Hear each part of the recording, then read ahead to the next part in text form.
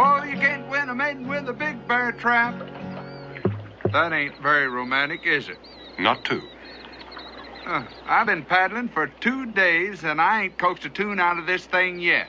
You think that's going to give you an edge with the ladies? We're going to New Orleans, ain't we? I don't expect you to understand, you being a backwoodsman. But if they're in gingham, you gotta sing them.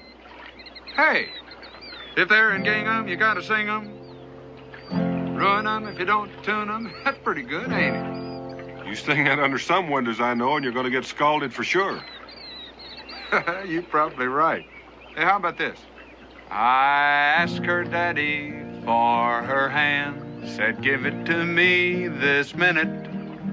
I traded a cow for my true love, for good measure I threw in a spinet. I know it's not going to be good for your plunking hand, but if you put that thing down and start paddling, we're going to get there a little faster. Daniel, ain't an ounce of romance in your soul. I'm stuck on a New Orleans lass. I met at the old Monte Grass. She twirled her umbrella, bumped into this fella who rode in from Cumberland Pass.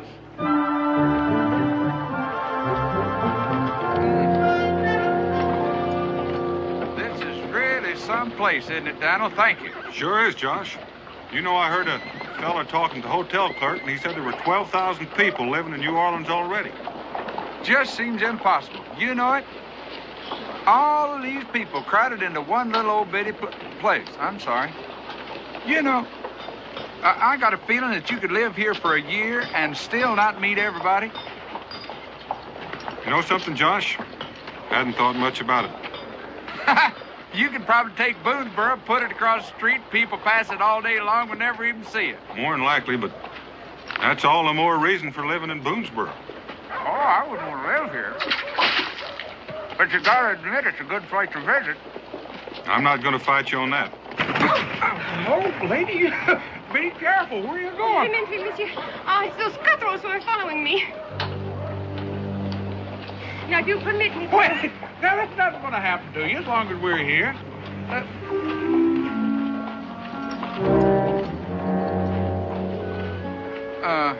Now, since these streets are free and all, suppose you just find another one to play on, all right, little fella? And suppose you keep your overlong American nose out of our business. And that goes for your fur-hatted friend, too. Now get out of my way before I get out.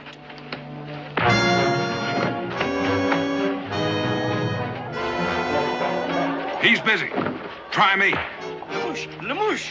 À bientôt, America.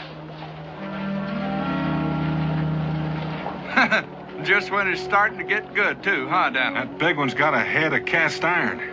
Wonder why they ran off. I don't know, but I'm sure glad he did.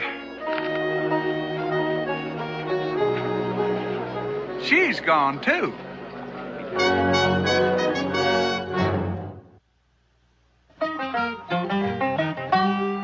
Daniel Boone was a man, yes, a big man, with an eye like an eagle and as tall as a mountain was he. Daniel Boone was a man, yes, a big man. He was brave, he was fearless, and as tough as a mighty oak tree. From the coonskin cap on the top of old Dan to the heel of his rawhide shoe, the rippin'est, roaring'est, fighting'est man the frontier ever knew. Daniel Boone was a man, yes, a big man, and he fought for America to make all Americans free. Daniel Boone.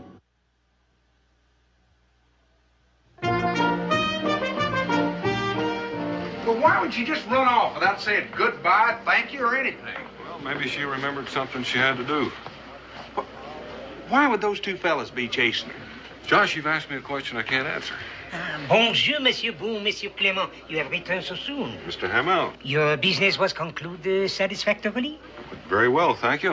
As a matter of fact, it went so well, we'll probably be leaving tomorrow morning. Oh, that is too bad.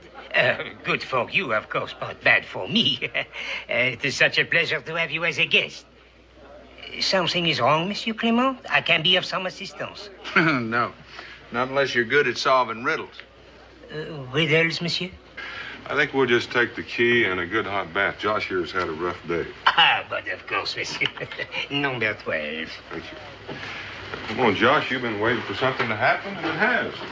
I think you can stand a little freshen up, make you feel better. Well, you ain't exactly no lily of the valley yourself.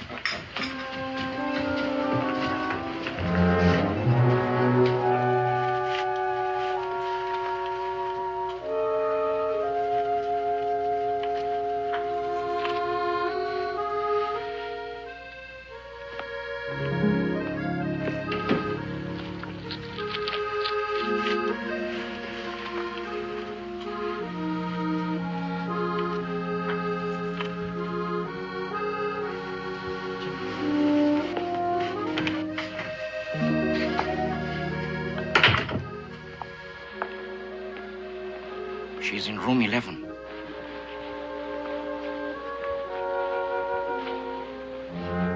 It's this way. I almost hope she refuses to tell me where she hid it. There it is, 11.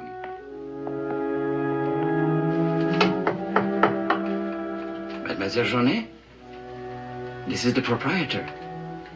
I have some lovely flowers for your room.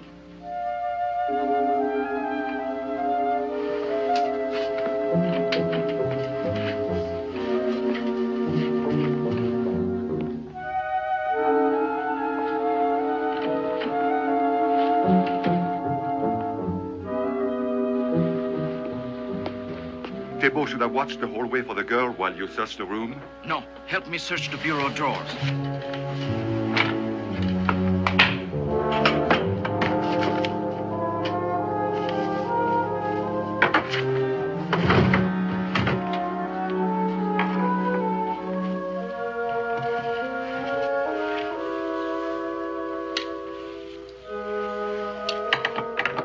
Thibault.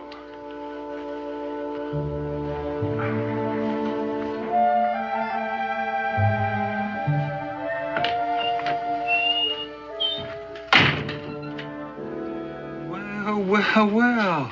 Monsieur, If you don't beat all, just when I thought I'd never see you again and you turn up.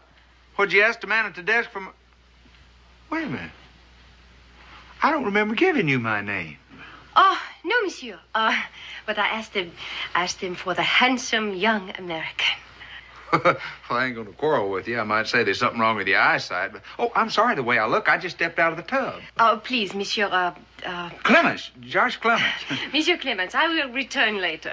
No. You don't have to do that. You just stay right where you are, and I'll get over here behind this whatchamacallit, and we can go right on talking. Yeah, I was saying to Dan, that's the fella who's with me this morning. I said, it's kind of a shame the way you had to run off. I kind of thought, well, you know, you're in New Orleans a couple of days, and you sell your skins, and you kind of like to meet folks, and,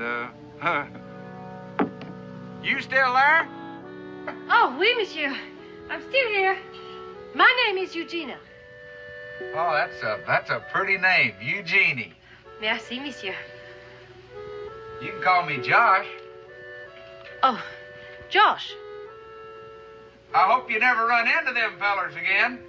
I mean, I hope they didn't run into you. Oh, no. What they won't. I mean, not that it's any of my business, but... Oh, but they're from my guardian. You see, I'm of age, of course, but they do not want me to receive my inheritance.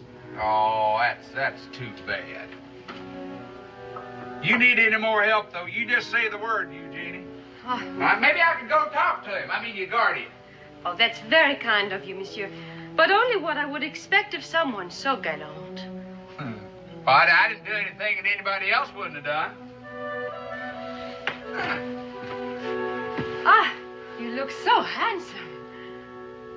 I do? Like I said a while ago, I think there's something wrong with your vision, but there ain't nothing wrong with mine. And you sure are... I mean, that's a pretty dress. Merci, monsieur. I have so much to thank you for. Not only your compliments, but the way you so gallantly defended me. Anytime. I bet if we looked, we could find a nice place to have some lunch. You know that? Look what we have here, Thibault. The interfering backwoodsman. Just to make things a little more even. Listen, American, we have no quarrel with you. The girl. You mean the one you was chasing this morning? Well, you're going to have to look someplace else. I don't keep her in my shirt pocket. Now, this rifle's getting heavy. Either I'm going to use it or I'm going to put it down. The decision's up to you. Good thinking. Oh. They're gone. Everything's all right. You were magnifique, Josh.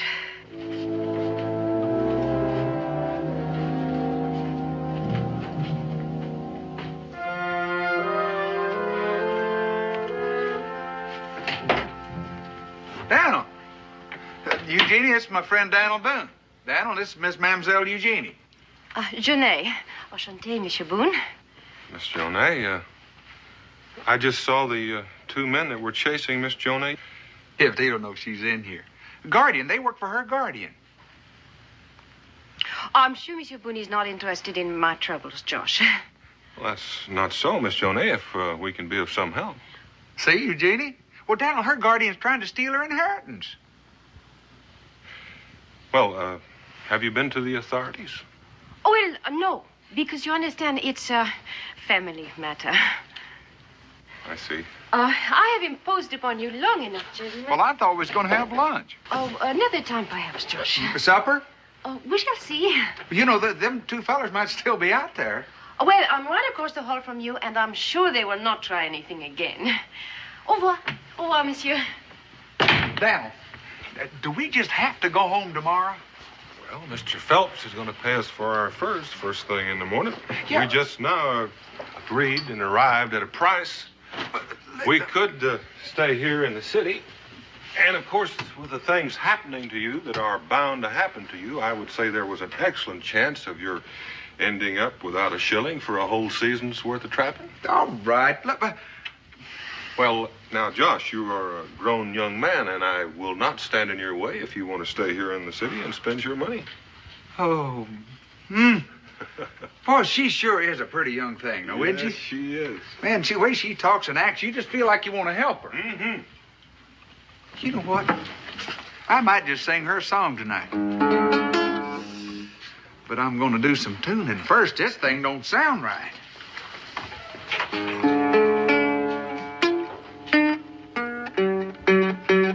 The American may know something. The girl could have confided in him. I can make him talk. No. I will do it my way.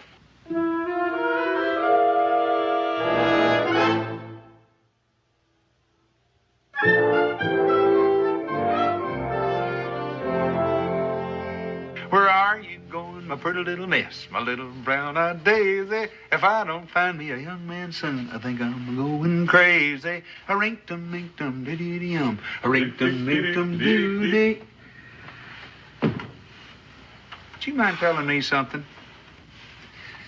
How do you expect to go out and eat and see the sights in your bare feet? Well, I don't, but I do expect to get a good night's sleep. Daniel, what's got into you? How often do you get to New Orleans anyway? Where's your spirit of adventure? Over in Mr. Phelps' store with the bales of fur that we toted in here. Now, you just going out and see the sights and sounds here in New Orleans, and I'm kind of sorry you got to do it by yourself. Oh, I don't have to do it by myself. You heard Miss Eugenie say she's going to have supper with me. Well, that's not exactly the way I recall it. Seems to me like she said, we shall see. Well, that's good enough for me. And don't wait up for me.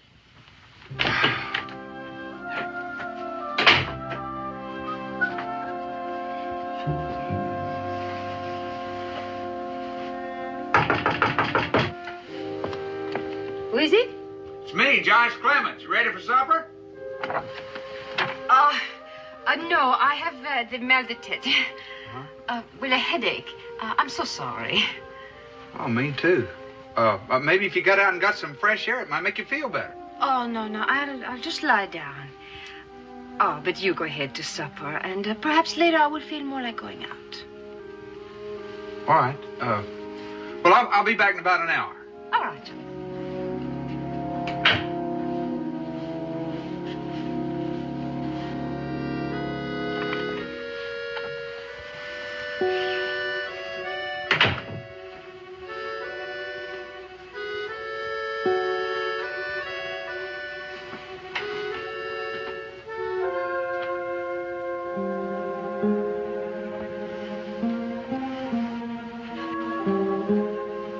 Evening.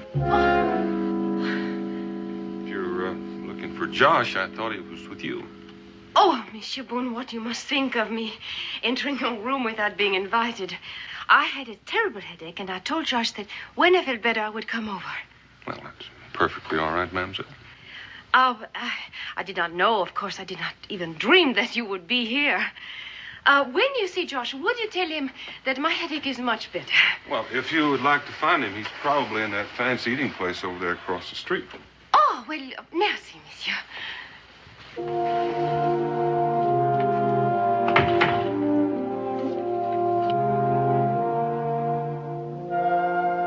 Well, I'm sure glad you got rid of that old headache so fast. Oh, well, they come and they go. It seems a shame that a pretty young thing like you ought to have to worry like that. Oh, do you think I'm pretty, Josh? Pretty? Why, you're prettier than dew on a whole field of daisies. Oh, no one has ever told me that before. Well, it's about time somebody did. Well, when one has been raised in a convent, the world seems so new. Sometimes I feel so helpless. You need a man to take care of you. Ah, but who can one trust? My mother superior told me about men. Well, there's all kinds of men, you know. But you are different, Josh. But I have no right to take up so much of your time. You did not come to New Orleans to become involved with me. Well, that's been the nicest thing about all of it. Hey, why don't we see some of New Orleans? Ah, there are cafes and bistros right down the street. Well, let's go. After we finish our demi-tasse. Oh, I couldn't eat another bite. I'll just drink my coffee.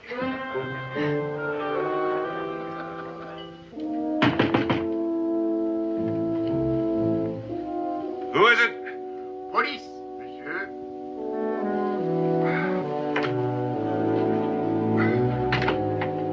I'm sorry to disturb you, Monsieur Boone. This is... Captain Roquelin, à votre service. Well, in that case, Allez-vous-en. If you excuse me. would you have a seat? No, merci. I wasn't aware that we'd busted any of your laws. Oh, no, monsieur. Far from it. I only want information. Pardon. Information. Information? Information about what? You have heard of Benvenuto Cellini? No, I can't say that I have. The world's greatest gold and silversmith. Born 1500, died 1571. Today, his smallest work commands a fortune. A fortune. The Cellini pendant belongs to His Majesty Louis of France. It is fashioned of diamonds and pearls and gold.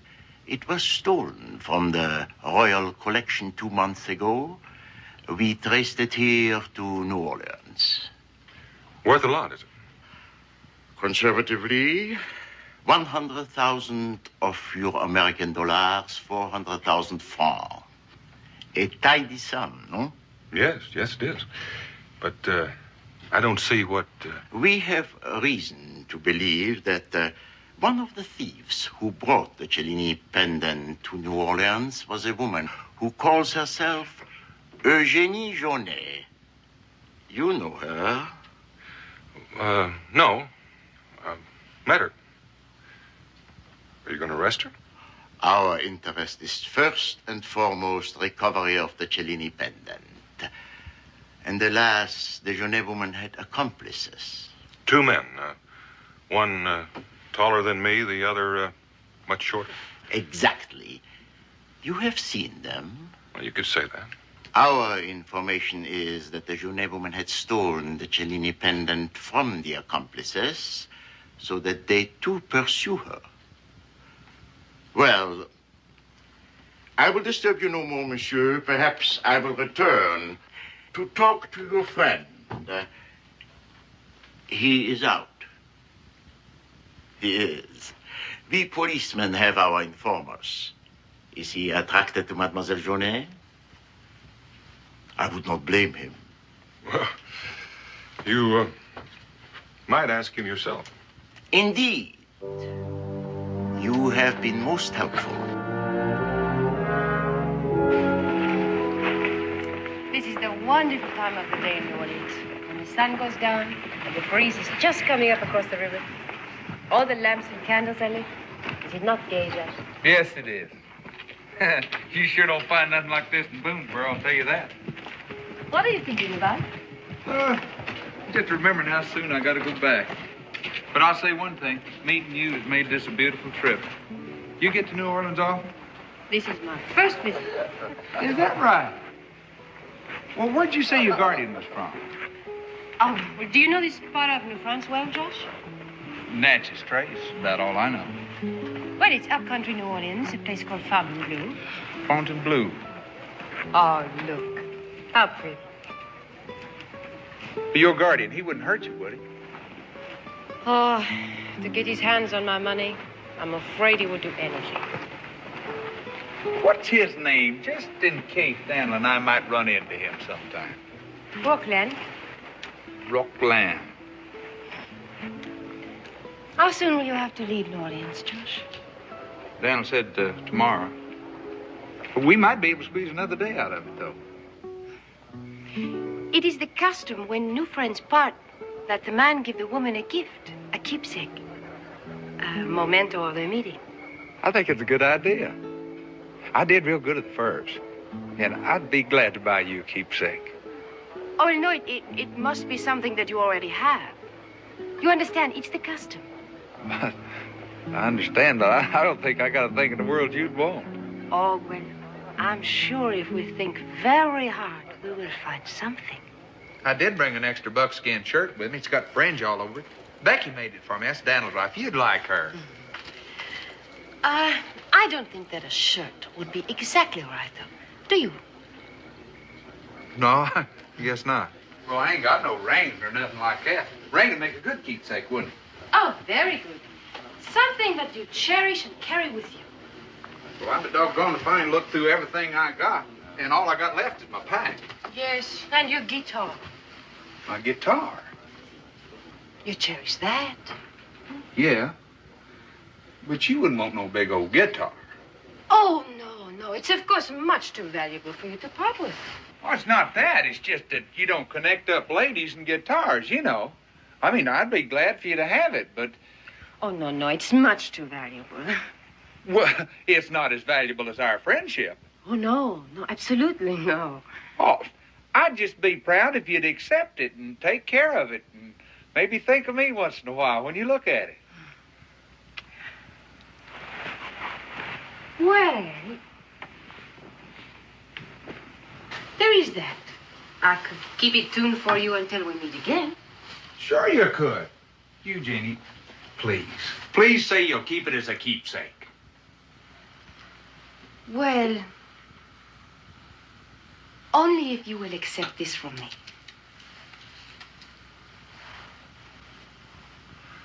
I'll cherish that as long as I live. Now, you wait right here, and I'm going to go get the guitar. Miss Jonah come back with you? She sure did. She's right across the hall. Why? If you'll lie just a minute, I'll tell you something. I'll be right back. Here. He's been a real faithful old friend. You be good to him, he'll be good to you.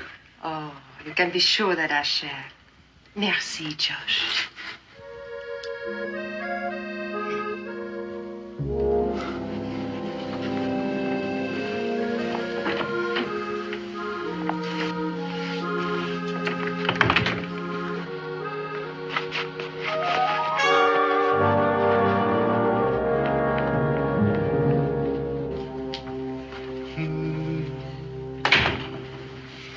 Josh, we got some talking to do.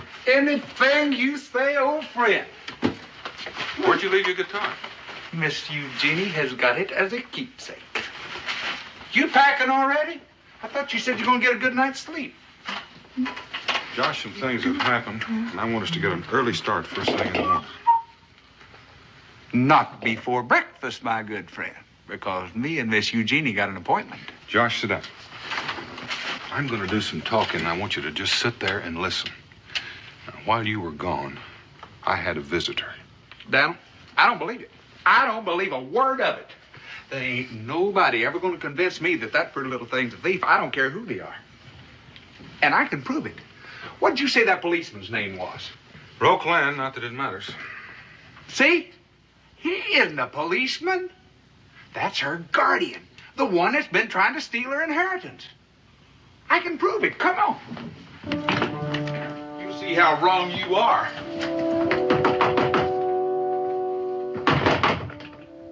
That's funny. Eugenie, it's me.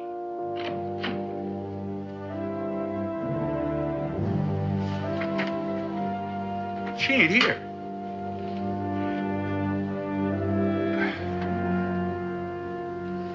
Wherever she went, she wasn't too interested in taking her keepsake with her.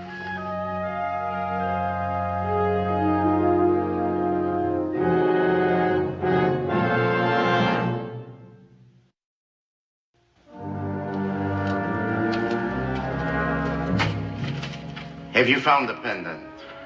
Well, no, we didn't. Imbecile! We haven't done any good following her. Why bring the girl then? Remove the handkerchief. Certainement. Well, my girl, our first meeting since you left the ship at the wharf without the courtesy of saying goodbye to us. I will make her talk, Chief. You hear, Lemouche? No subtlety at all. But one must say of him that he enjoys his work. Now let us be done with all this foolishness. Amelia at the hotel is ready with the money. When you tell us what you have done with the pendant. $10,000, 40,000 francs. Enough to make you independent for life here in the New World. That is not enough for you. You had to steal from your own friends. From me! Who took you from the gutters of Calais and made a lady of you. Very well. Even my considerable patience is at an end. If you harm me, you will never see the pendant. Empty words. Our good friend Lemouche could make the Sphinx talk, I believe. I see you believe me. You know that I'm a man of my word. You will not leave here alive unless you tell us where you have hidden the pendant. And after I tell you, then what? Your freedom. And my share of the sale. Of all the nerve. 10,000 francs. A gift for all time's sake. And consider yourself lucky. I will deduct the 10,000 francs from my share. And not 1 centime more, Eugenie. Very well. I applaud your good sense. Well, I don't believe it. I just can't. I mean, after all, she was raised in a convent, Daniel. I don't mean that I don't believe you. But she told me that her guardian was doing his best to steal her inheritance. Including pretending to be a police officer. Now, come on, Judge. It's the Americans. They're in my room. If he were her guardian, why would he want to pretend to be somebody else? And another thing, where is she? Where did she disappear to? I don't know. Right now, I don't know much of anything. I will get rid of them, but let me go in alone. Eh bien, but remember, no tricks.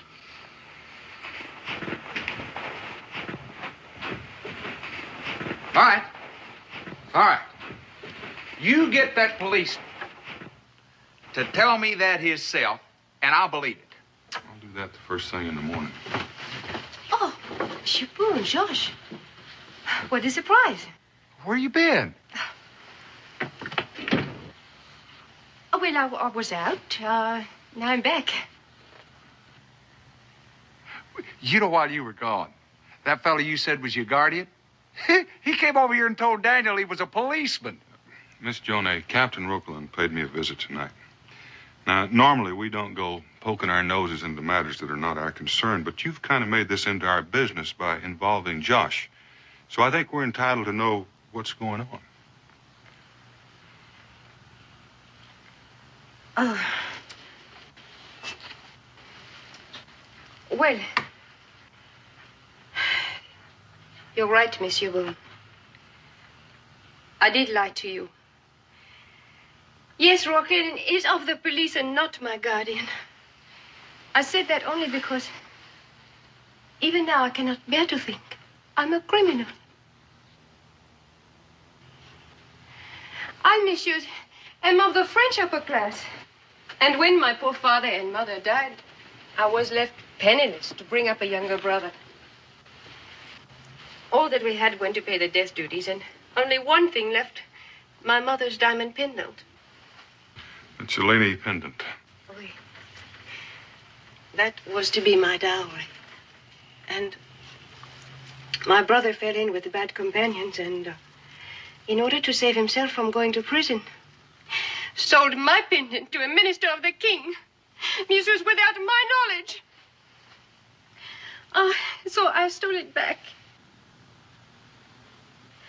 There was no other way to get it. And I fled to America.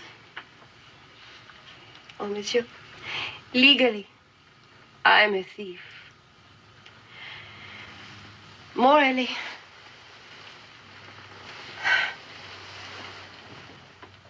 that is my story. Well, I believe you. And I'll just be doggone if that makes you a thief. I mean, after all, it was her property, Daniel. Captain Rockland said that the pendant was stolen from the royal collection. Oh, oui, but in France, monsieur, everything ends up in the royal collection. Well, what do you intend doing with the pendant? Well, I didn't know. I did not even think. Well, Daniel, you believe her now?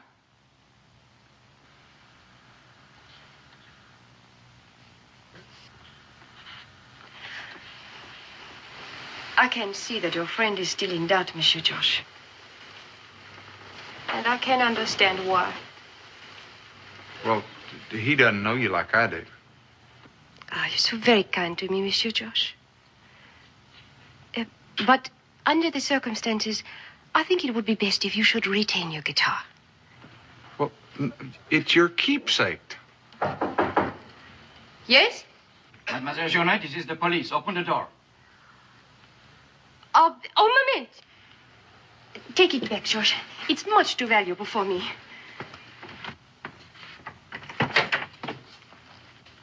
Ah, Monsieur Boone, we meet again. This gentleman, your companion? Josh Clement. Captain Roquelin, Paris Police. Them two, they police too? They are, monsieur.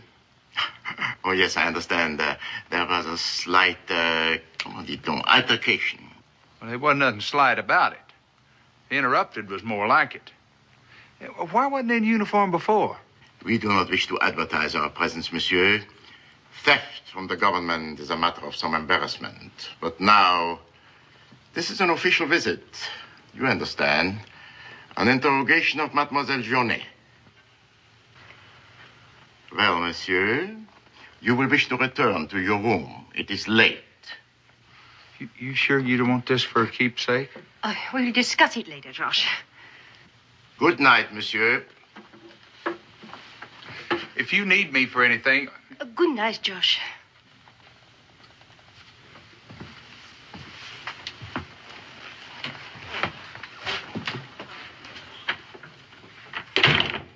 The pendant. And you have the 10,000 francs? The pendant, quickly. Of course.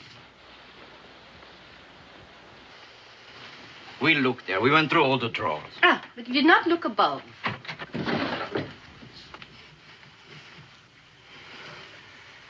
It's gone. It's not there. Someone is taking it. She lies. It was never there. This is where I put it. But I do not... Yes? You have thought of something. No one else has been in this room except... Except the Americans. Now let us end this farce. Not only the Americans, Roquelin. Also these two. Yes, and we found nothing. Yes, but what was to prevent them from finding the pendant where I hid it and keeping it for themselves? Yes, the point is very well taken. What was to prevent you from doing just that, Thibault? Don't you see what that gutter snipe is trying to do? She's trying to turn you against us. How could you believe it? Where it is a matter of the Cellini, I can believe anything or nothing. However, had you stolen it, which has occurred to you, I'm sure, one time or another. Had you stolen it, you would have never brought the girl to me. You would have, my good Thibault, ordered Lemouche to strangle her and dispose of the body. No, you must believe me. I did not trick you. No, you did not trick us when you ran from the ship, or ran from these two, or told fairy tales to the Americans, or lied when we finally caught you. I told you, you should have let me have her. Lemouche is right. I should have let him have you. But you wouldn't. You couldn't, Rocklin. 1 hour ago, perhaps I couldn't, but now I can. And I shall enjoy it. No! I will scream! I will rouse the hotel and tell him that you're not the police! Since the owner of the hotel is himself a receiver of stolen goods, I do not think it will matter. But please do scream if it will make you feel better. One scream is all Lemouche will permit, I imagine.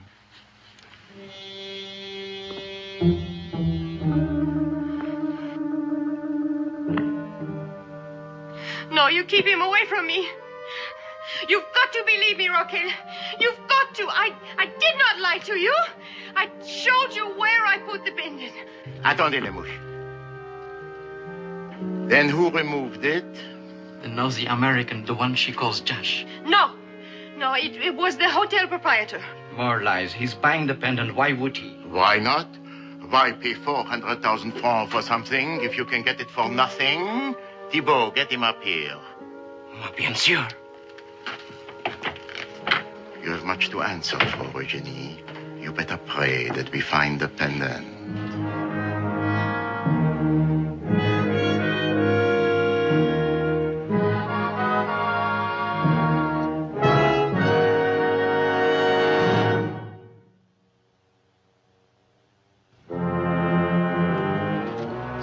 Roquelin, would I steal from you? Why not? If you knew I had the pendant. No. He lies. He would steal the eyes from his own mother for gain. Lemouche, make him talk. She's the one who lies, believe me. Silence! You knew that she had stolen it from us. You knew that when she came here, she was hoping to make a separate deal with you. But she never approached me, I swear. Don't let him hurt me. Don't let him hurt me. Lemouche, let him go.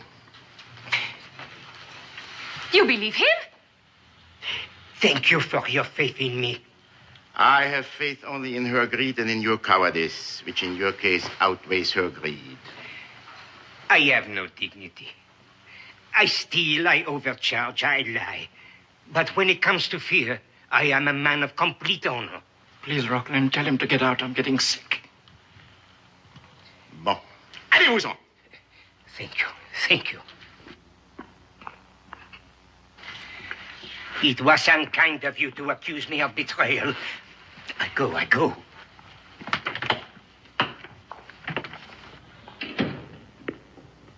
Now what? I have been thinking. Perhaps we have been underestimating our little protégée. She was extremely anxious to get rid of the bumpkin's guitar. Can you think of a better hiding place? Monsieur Clemens, open the door. It is the police. Open the door, police. I'm coming.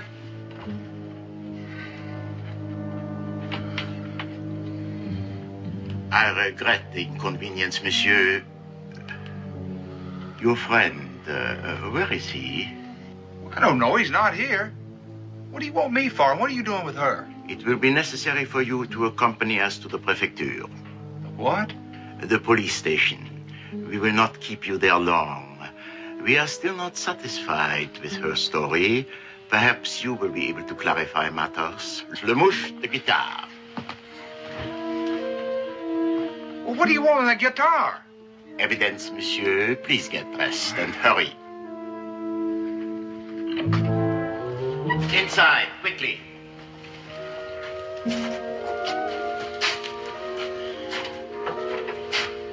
This don't look like no...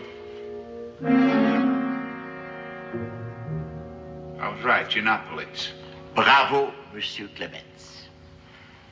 You're not her guardian either. Heaven forfend, no, Monsieur Clemens. Call us seeker after truth.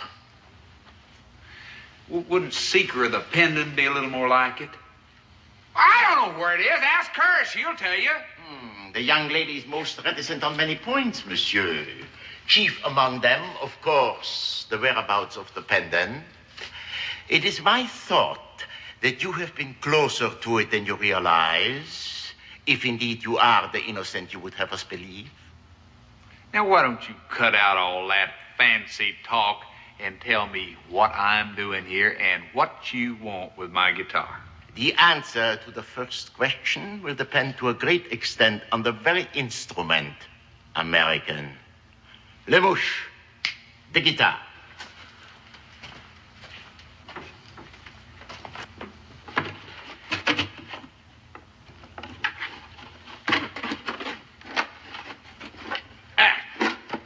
Le mouche.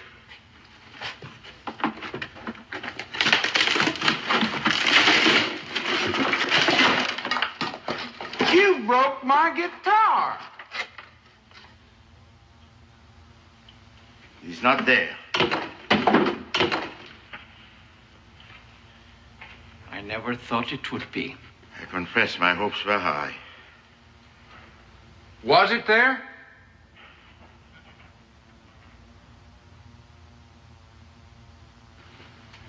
Rockland, your hunch was right.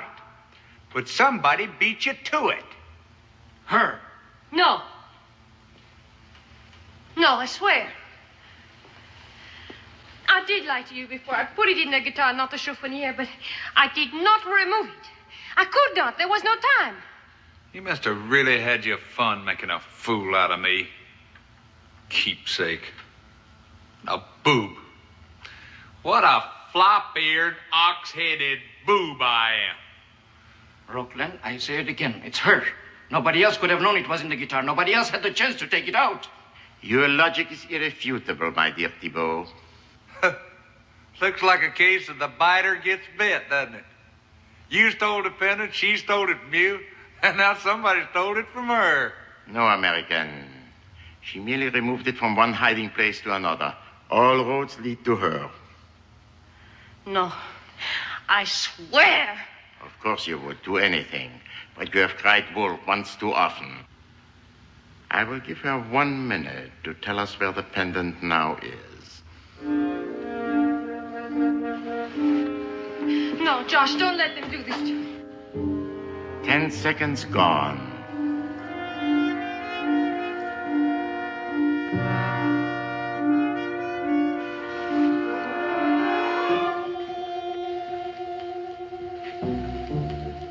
Twenty seconds.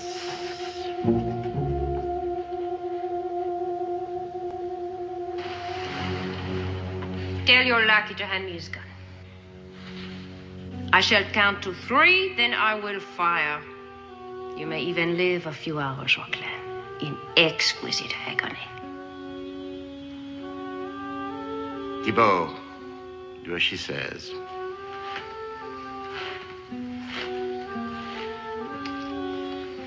Thibault, you and your little friend over there. Good girl, Eugene. You too. Over with the others. Over there with the others.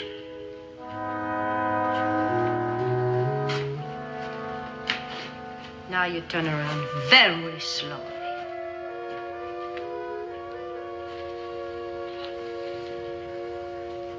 You are right, backwoods. You are, what do you call it? A boob. A fitting title for you. All this will be for naught. We will track you down. Indeed, Rockland. The New World is a big place. And when I find the pendant, and I shall because I now know who must have it, I shall be swallowed up as though I never existed. Au revoir, Bumpkin Josh. Hold it.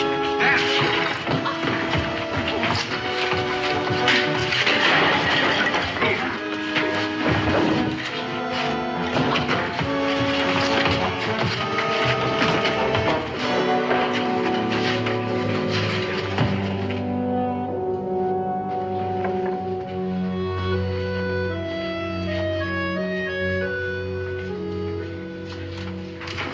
Josh, I knew that you would come.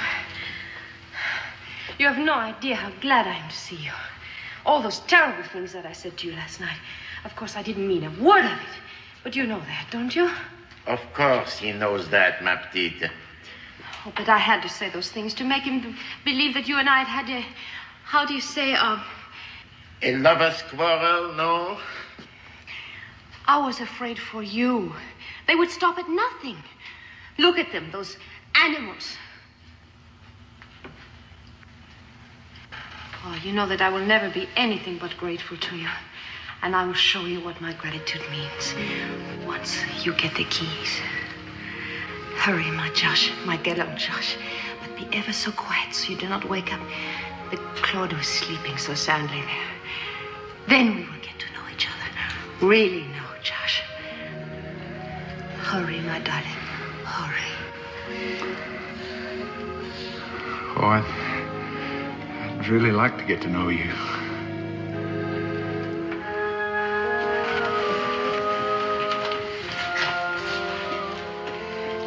Just as soon as you get out.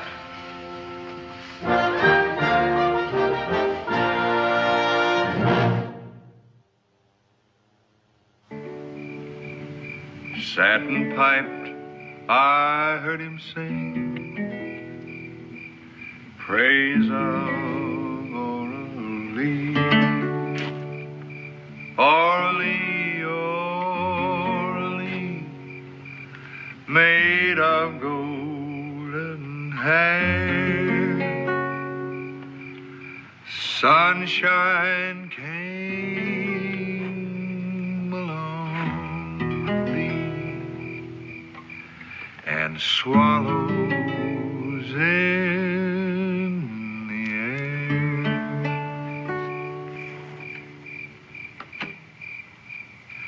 Daniel, what made you think she hid that pendant in my guitar? Oh, nothing special, Josh. Everything in general.